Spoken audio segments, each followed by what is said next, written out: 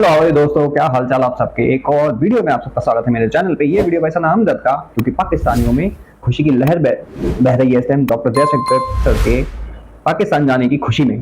तो इस टाइम पाकिस्तान का मीडिया, यूट्यूबर्स, पब्लिक सब बड़े खुश हो रहे हैं। फिर देखते हैं इस पर पाकिस्तान के लोग क्या कहते हैं। चलते हैं पाकिस्तान, देखते हैं वीडियो और फिर करते हैं इसका एनालिसिस अपने तरीके से, देते हैं इस पर अपना ऑनेस्ट वाला रिएक्शन भी कि कहाँ ये लोग अपने आप बड़े बोलेपन में खुद ही घुसते हैं और कहाँ पिटते हैं। शुरू करते हैं वीडियो बिना किसी देरी के, चलते हैं पाकिस्तान।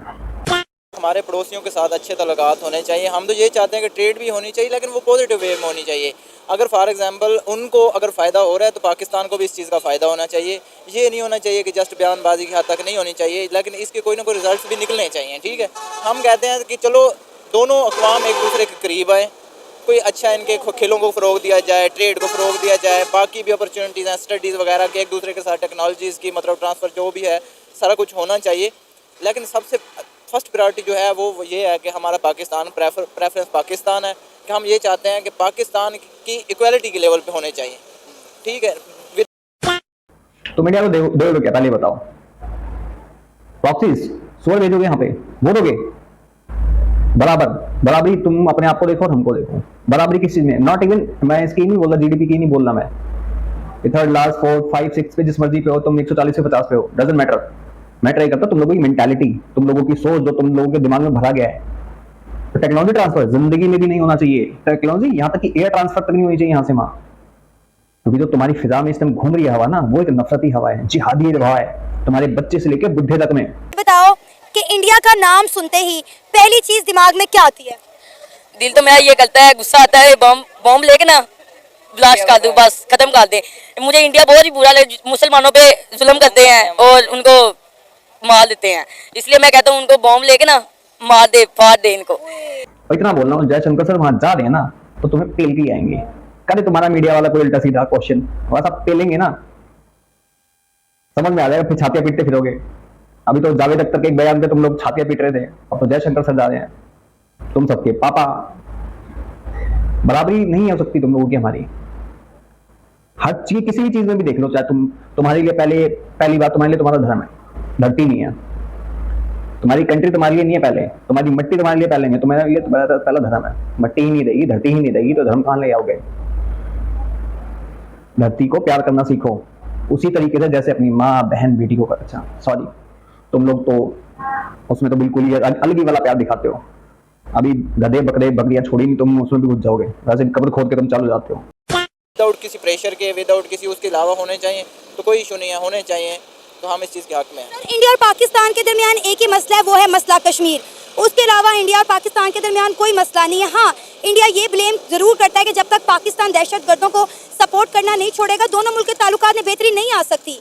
नहीं, ये देखें, वो तो इससे बिल्कुल कोई शक नहीं है कि कश्मीर सबसे मेजर इशू है, लेकिन ये है कि कश्मीर में अक़वाम मुत्तहिदा को इसका फ़ैसला करना चाहिए, इसका बेहतर यानी कि जो उनके कश्मीरियों का क्या कहते हैं उनकी राय लेनी चाहिए कि जी आप आज़ाद रहना चाहते हैं या पाकिस्तान के साथ या इंडिया के साथ। तो जो कश्मीरियों की राय होगी उनकी राय का एहतराम करना चाहिए। तो उसी के हिसाब से फिर जब कश्मीरियों का मसला हल होगा तो उसके बाद दूसरे मसले हल, क्योंकि सबसे बड़ा मेजर इशू ही वही है। इंडिया का कश्मीर पे मौक़िफ़ ये है, इंडिया के प्राइम मिनिस्टर नरेंद्र मोदी ने पिछले दिनों ये बयान दिया था कि हमने कश्मीर से आर्टिकल 370 रिमूव करके ये साबित कर दिया है कि कश्मीर इंडिया से बिलोंग करता है, लिहाजा कश्मीर का मसला ख़त्म हो चुका है, पाकिस्तान के उस पर बात करने की ज़रूरत नहीं है।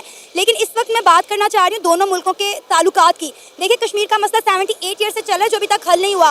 मुझे लगता है कि हमें इस मसले की तरफ रख के पाकिस्तान के बाकी मामलात को देखना चाहिए और ख़ासकर इंडिया के साथ ताल्लुकात बेहतर करने चाहिए ताकि हमारे मौशी हालात बेहतर हो सकें। नहीं जी, बिल्कुल बेहतर होने चाहिए, क्योंकि ये आजकल का जो मतलब जो ट्रेंड चल रहा है उसके मुताबिक हम चलेंगे तो कुछ तरक्की करेंगे। लेकिन कश्मीर का मेजर इशू है, ये हमारे उधर मुसलमानों के साथ जो जुल्म हो रहा है उनके साथ ये बंद होना चाहिए, उनको भी आज़ादी होनी चाहिए, उनके जो हकूक़ हैं उनको पूरे मिलने चाहिए, फिर बाद में बातचीत भी होनी चाहिए। तो ये कोई इशू नहीं है। लेकिन ये नहीं है कि इधर ट्रेड भी चल रही हो और साथ कश्मीर पर जुल्म भी हो रहा हो, हमारे मुसलमान भाइयों पर जुल्म भी हो रहा हो, तो ये नहीं चाहते हैं। कश्मीर में पहली बात, डिस्ट्रीब्यूटेड एरिया पीओके है और आर्टिकल इंडिया का था, वो तुम लोगों से कोई लेना देना नहीं है उस लोग, ठीक है ना। तुम लोग छाती पीटो, गला काट लो, अपना जो मर्जी कर लो, व्हाटएवर यार, वो वापस नहीं होना। दूसरी बात, कौन से हद चाहिए बताइए मेरे को जरा।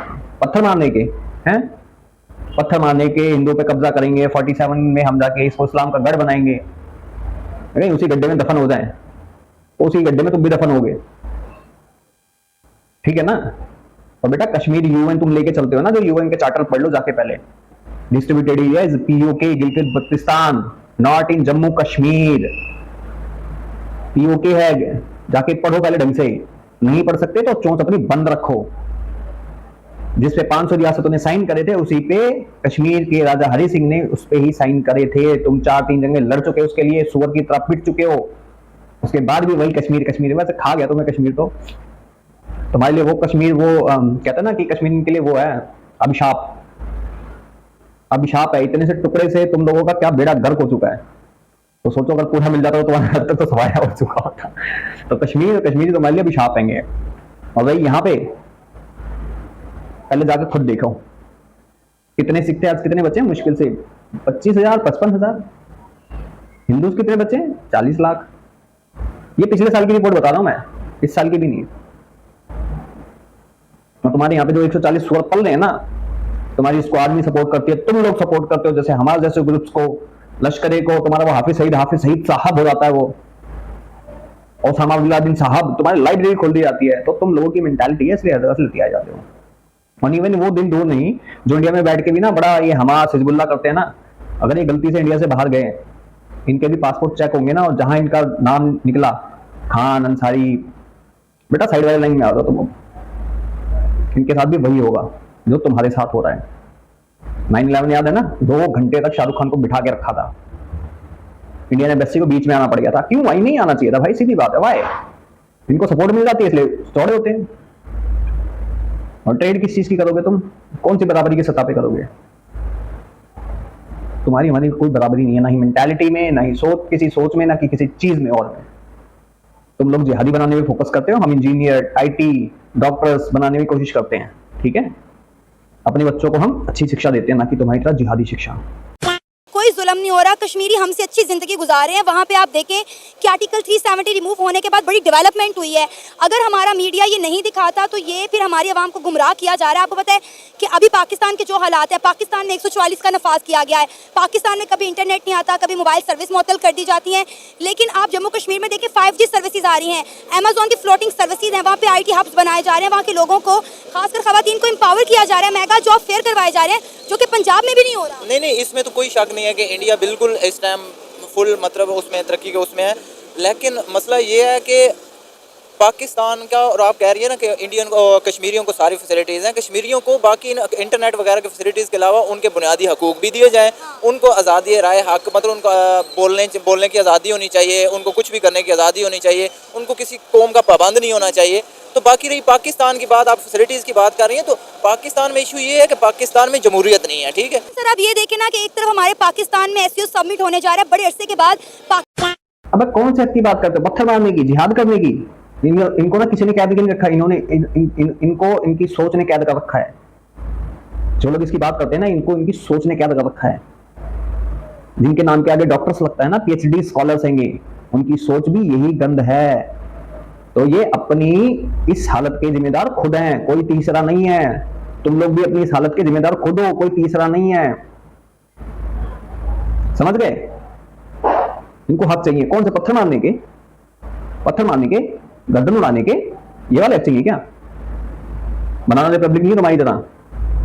ये एक चीज मैं देखता हूं कि भाई इनको ना, जहां ये नॉन मुस्लिम कंट्रीज में रहते हैं, इनको हक चाहिए होता है, और जहां इस्लामिक कंट्री में जाते हैं, वहां इनकी चोंच बंद हो जाती है। सारे हक जब इनको एफ कर दिया जाता है ना, तब इनके मुंह से चोंच नहीं खुलती इनकी। फिर तो हाय अल्लाह मर गए, हाय अल्लाह मर गए। पाकिस्तान में कोई इवेंट होने जा रहा है और इंडिया के फॉरेन मिनिस्टर पाकिस्तान आ रहे हैं, और ऐसे सिनेरियो में पाकिस्तान में 144 का नफाज किया गया है। जगह जगह देखें आप, पुलिस के नाके लगे हुए हैं, मोबाइल सर्विसेज नहीं आ रही, इंटरनेट मुअत्तल कर दिया गया है। आपको नहीं लगता कि इस वक्त ये जल्द से जुलूस निकालना गलत है? इन्हें थोड़ी देर के बाद कर लेना चाहिए था। देखें जी, जल्द से जुलूस, आप देखें खुद ही इन्होंने इन्वायरमेंट खुद ही ये क्रिएट किया है। देखें चादर चार दीवारी पामाल इन्होंने किया है, औरतों का एहतराम इन्होंने, औरतों पे इन्होंने हमले किए हैं, बच्चों पे इन्होंने हमले किए हैं। ठीक है, तो खुद ही सारे मसाइल की जड़ ये खुद हैं। ठीक है, जब देखें जिसको अवाम ने मैंडेट दिया उसके बाद चला जाता मैंडेट, तो मसला ही कोई नहीं होता था। अवाम भी सेटिस्फाई होती कि जी हमने जिसको वोट दिया वो गवर्नमेंट है। ठीक है, अवाम पूछती है, हाँ जी, ये कहते हैं अवाम सवाल तो करे ना, अवाम कुछ पूछे तो सही नहीं। ये कहते हैं जी अब देखें जो जुडिशरी में खुद ही तरमीम ला रहे हैं कि जी अपनी मर्ज़ी के जजेज़ होंगे, अगर जो जज हमारे खिलाफ अच्छा फैसला नहीं देगा तो हम जी दूसरी अदालतों में उनको ट्रांसफ़र कर देंगे। तो ये फिर जब कानून नहीं होगा हमारे माशरे में, तो ये मैं कहता हूँ कि फिर जब कानून ही नहीं होगा तो फिर जितनी भी कोशिश कर लेंगे कुछ भी नहीं होने वाला।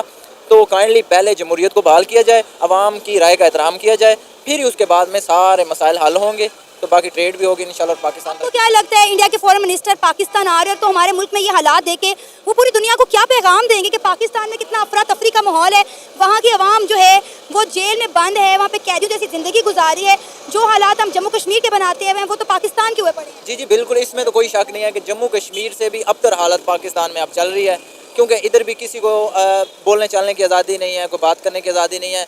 तो देखें जितने भी इंटरनेशनल फोरम्स हैं, अल जज़ीरा देखें, बाकी देखें जितने भी हैं, वो पहले ही इनको कह चुके हैं कि जी आप अपनी आज़ादी हक़ आज़ादी दें, उनको बोलने चलने की आज़ादी दें और उनके अवाम के हकूक़ का एहतराम करें। लेकिन उनके बावजूद ये कोई उस पर अमल नहीं कर रहे। इनको अपना ही मफाद चाहिए कि जी हमारी गवर्नमेंट बची रहनी चाहिए। तो बाकी जो भी होता है, लेकिन इससे आपकी बात बिल्कुल ठीक है कि इससे हमारा पूरा इंटरनेशनली बहुत बुरा इमेज जा रहा है कि जी पाकिस्तान में ये हालत है। तो ये गवर्नमेंट तो कल को चली जानी है, लेकिन जो इमेज इंटरनेशनली बन जाता है तो वो उसको ब्रेक करने में आपके सालों लग जाते हैं। इंटरनेशनली इमेज तुम्हारा सुअरों का है, वो तुमने बनाया खुद ने, ठीक है। और भाई तुम्हारी कश्मीर से बुरे हालात हैं, तुम्हारे बुरे हालात शुरू से चल रहे हैं, ठीक है। कभी तुम्हारे यहाँ मिलिट्री को जाता है, कभी कोई उठा के पेल देता है, कभी किसी को उठा के कहीं भी घुसा दिया जाता है, बंदा जिंदा वापस आए ना आए।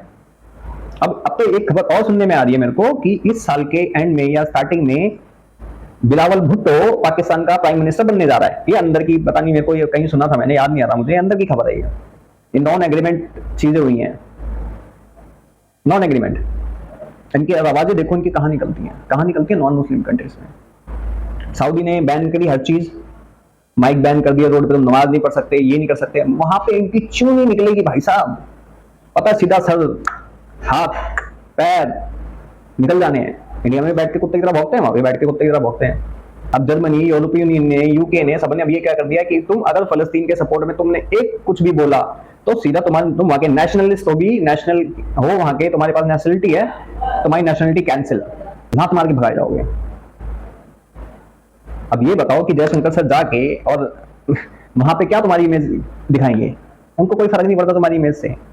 तुम लोगों की इमेज पूरी दुनिया को पता, तुम लोगों ने खुद अपनी इमेज बना रखी है। कहीं तुमने हेल्प के नाम की इमेज नहीं बनाई, हर जगह एक्सट्रीमिस्ट, इस्लामिक एक्सट्रीमिस्ट, गंद मचाना, रोड पे ट्रैफिक जाम करना, गंदे व्यवहार करना, ठीक है ना।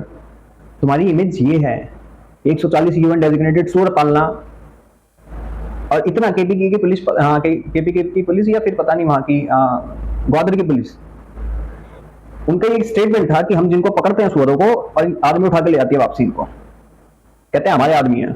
वाह, फिर कहते हैं कि हम सूअरों को सपोर्ट नहीं करते। इन्हीं के बंदे बोल रहे हैं अब तो, पहले भी मान लिया था। खैर बाकी भाई आप सब इनकी जहनियत के बारे में क्या बोलते हैं, इनके 72 करोड़ वाले सपने के बारे में भी कमेंट सेक्शन में जरूर बताएं। मैं पीपी चलता हूं, मिलता हूं आप सबको किसी और वीडियो में, तब तक के लिए जय हिंद जय भारत।